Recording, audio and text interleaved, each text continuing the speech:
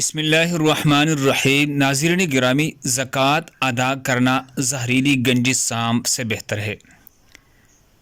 حضرت ابو ہریرہ رضی اللہ عنہ سے روایت ہے، انہوں نے بیان کیا کہ رسول اللہ صلی اللہ علیہ وسلم نے فرمایا کہ جسے اللہ نے مال دیا اور اس نے اس کی زکوٰۃ نہیں ادا کی تو قیامت کے دن اس کا مال نہایت زہریلی گنجے سانپ کی شکل اختیار کر لے گا۔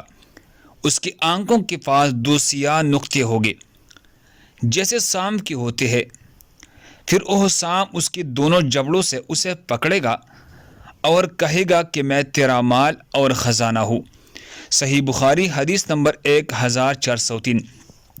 اللہ ہم سب کو اس پر عمل کرنے کی توفیق عطا فرمائے۔